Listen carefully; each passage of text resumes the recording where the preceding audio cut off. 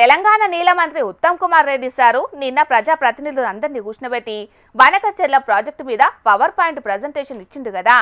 ఇక మీటింగ్ అయినాక మాట్లాడుకుంటా కారుపాటోళ్ళు మళ్ళా అధికారంలోకి రావాలనే సెంటిమెంట్ను రేపుతారు. పైసలాశకే కేసీఆర్ కాళేశ్వరం ప్రాజెక్టు ముంగటేసుకున్నట్లు మాట్లాడిండు. ఇక ఈ ముచ్చట్ల ఇవాళ హరీష్ రావు సారు జర్రంత గట్టిగానే అరుచుకున్నాడు. మరి సారేమన్నాడు, ఏమా కథ పురాగా అరుచుకుందాం పాండ్రి. నిన్నటి పవర్ పాయింట్ ప్రజెంటేషను అది హైదరాబాద్లో ఇచ్చినట్లేదు, అమరావతిలో ఇచ్చినట్టుంది. ఆ పీపీటీ చూసిన వాళ్ళకి ఏమనిపిస్తుంది అంటే ఇది తెలంగాణ ప్రభుత్వం తయారు చేసిందా లేక చంద్రబాబు నాయుడు గారు తయారు చేసి అమరావతికి వెళ్ళి ఈయనకు పంపిండా అనేటువంటి అనుమానం మాత్రం ఎవరికైనా కలుగుతుంది. ఇలా బనకచెర్లను ఆపాలనే చిత్తశుద్ధి మీకుంటే మీరు చూపాల్సింది ఏంటిది? ఆంధ్రప్రదేశ్ ప్రభుత్వం చంద్రబాబు నాయుడు గారు కేంద్రానికి రాసిన లేఖలు, జలవనరుల శాఖకు రాసిన లేఖలు, బనకచెర్లను ఆయన ఏ రకంగా ముందుకు తీసుకుపోతున్నాడో చూపించాలి. అది చూపించిందా మీరు? దాని గురించి ఎక్కడా ప్రస్తావన లేదు. ఆంధ్ర చంద్రాల్ సార్కు శంషాగిరి యేసుడు బంద్ చేయవా అని ఇండైరెక్ట్ గా అరుచుకున్నాడు హరీష్ అన్న రేవంతాల్ను. మరి నిన్న సర్కారోళ్ళు ఇచ్చిన పవర్ పాయింట్ ప్రజెంటేషన్ గట్లున్నదట. అమరావతిలో గురువు డైరెక్షన్ చేస్తే హైదరాబాద్లో శిష్యుడు యాక్షన్ చేసిండంటున్నారు కారు పార్టోళ్లు. చంద్రాలను కాదని బనకచెర్ల ప్రాజెక్టును అడ్డుకున్నది నిజమైతే సెంటర్ సర్కారోళ్లకు మీరు రాసిన లేఖ ఎందుకు చూపియలేదని అడిగిండు. బనకచెర్ల గట్టే చంద్రబాబేమో బంగారు బాబు లెక్క గానొత్తండు, బీఆర్ఎస్ ఏమో నీ కళ్లకు సచ్చిన పాము లెక్క గానొత్తందా?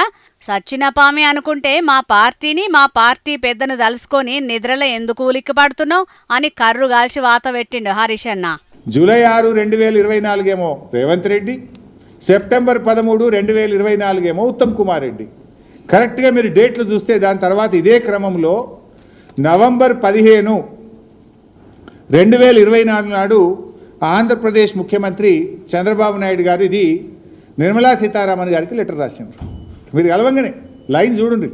ఫస్ట్ రేవంత్ కలిసిండు, సెకండ్ ఈయన పోయి రేవంత్ రెడ్డి గారు దూలంగానే ఉత్తమ్ కుమార్ రెడ్డి సతీ సమేతంగా వేయించిండు బెజవాడకు.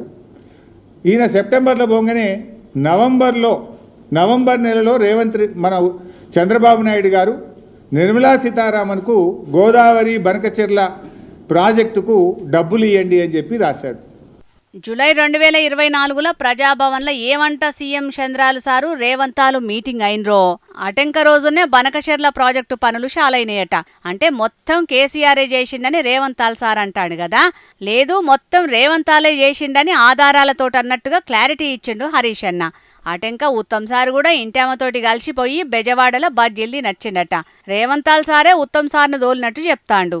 ఎందుకంటే అటెంక 2-3 నెలల్లోనే చంద్రాల్ సారు బనకచెర్ల ప్రాజెక్టు పైసలు కావాలని సెంటరోళ్లకు లేఖ రాసిండట. ఇద్దరు సీఎంలు కలిసి చీకటి ఒప్పందాలు చేసుకున్నారు. రేవంతాలకు తెలిసే జరిగిందని ఎడ్డిచ్చిండు హరీష్ అన్న. నాకైతే అర్థం కాదు, ఎన్ని రోజులు అబద్ధాలతో బతుకుతావు రేవంత్ రెడ్డి గారు? తెలంగాణకు పట్టిన అబద్ధాల వైరస్ ఈ రేవంత్ రెడ్డి. సరే, ఈ అబద్ధాలను ఎవడన్నా తట్టుకొని నిలబెట్టగలిగే శక్తి ఎవరికి ఉందంటే అదొక బీఆర్ఎస్కే ఉంది. ఎందుకంటే ఈ అబద్ధాల వైరస్కు విరుగుడు బీఆర్ఎస్ అనే టీకా.